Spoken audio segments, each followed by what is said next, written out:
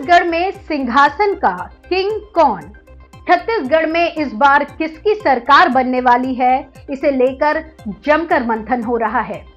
क्या काका यानी भूपेश बघेल फिर से मुख्यमंत्री बनने वाले हैं या बीजेपी सत्ता में वापसी करेगी, इसे लेकर बहस छिड़ी है। लेकिन हम आपको आंकड़ों के जरिए बताने जा रहे हैं कि छत्तीसगढ़ का सरताज कौन होगा। पहले आपको बता दें कि छत्तीसगढ़ की 90 सीटों पर 2 चरणों में 7 नवंबर और 17 नवंबर को वोट डाले गए थे। माना जाता है कि हर दल का परंपरागत वोट बैंक होता है और कुछ ही प्रतिशत इधर उधर होते हैं, लेकिन छत्तीसगढ़ में स्थिति थोड़ी अलग दिखाई देती है। यहाँ के मतदाता चुनाव के कद के हिसाब से अपना मन और मत बदलते रहते हैं। इसका बड़ा उदाहरण पिछली बार हुए विधानसभा, लोकसभा और नगरीय निकाय चुनाव में देखने को मिलता है। इन तीनों चुनाव में मतदाताओं ने अपने हिसाब से मतदान किया था। विधानसभा चुनाव में जहां कांग्रेस को एक तरफ जीत मिली, वहीं लोकसभा चुनाव में मतदाताओं ने बीजेपी को ज्यादा पसंद किया। हालांकि बीजेपी की एक सीट कम हो गई थी, इसके बावजूद नगरीय निकाय चुनाव में कांग्रेस का फिर दबदबा नजर आया। अगर छत्तीसगढ़ में 2018 के विधानसभा चुनाव की बात करें तो कांग्रेस को 90 में से 68 सीट पर जीत हासिल हुई थी। उस वक्त बीजेपी को महज 15 सीटों पर संतोष करना पड़ा था। साल 2019 के लोकसभा चुनाव में अलग स्थिति देखने को मिली। यहां 11 में 8 सीट बीजेपी के खाते में आई। इस चुनाव में कांग्रेस के प्रत्याशियों को केवल 24 विधानसभा सीटों में बढ़त मिली।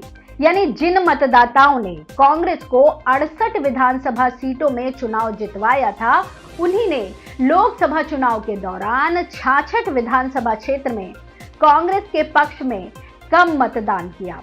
इसके बाद दिसंबर 2019 में नगरीय निकाय चुनाव हुए। इसमें मतदाताओं ने कांग्रेस को ज्यादा महत्व दिया। सभी नगर निगमों में कांग्रेस के महापौर बने। ज्यादातर नगर पालिकाओं और नगर पंचायतों में भी कांग्रेस के अध्यक्ष बने।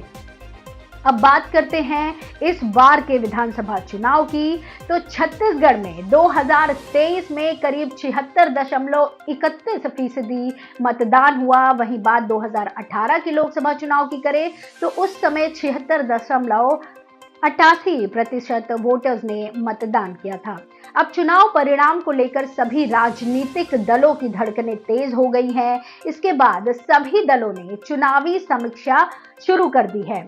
यहाँ 3 बार 2003, 2008 और 2013 में बीजेपी ने सरकार बनाई है, जबकि 2000 और 2018 में कांग्रेस ने सरकार बनाई। यानी छत्तीसगढ़ के मतदाताओं का मन कब बदल जाए, कुछ कहा नहीं जा सकता। इस बार बीजेपी ने छत्तीसगढ़ में पूरा जोर लगाया है। केंद्र के तमाम नेता मंत्री दौरे पर रहे। वहीं आम आदमी पार्टी ने भी पूरा दम लगाया है। वहीं कांग्रेस अगर छत्तीसगढ़ का रण जीत भी जाती है तो उसके सामने दोहरी चुनौती है, क्योंकि डिप्टी सीएम टीएस सिंहदेव इस बार खुलकर कह चुके हैं कि इस बार उनका मुख्यमंत्री बनने का आखिरी मौका है।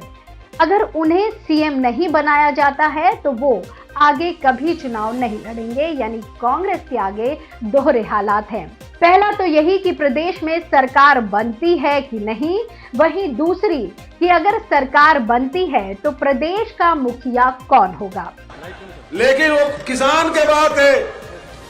मैं मोदी जी चिट्ठी लिखे काबर की बोनस दे बर रोक भारत सरकार लगा है। मैं के अनुमति भर दे दे छत्तीसगढ़ के किसान लोग रमन सिंह जी 2 साल के बोनस नहीं देते, फिर से दूंगा। गारंटी का भरोसा नहीं है, लेकिन जैन बात राहुल जी की, जैन बात प्रियंका जी की, वो बात वो गारंटी के भरोसा है ना। बहरहाल सभी को 3 दिसंबर का इंतजार है, क्योंकि नतीजे सब कुछ साफ कर देंगे।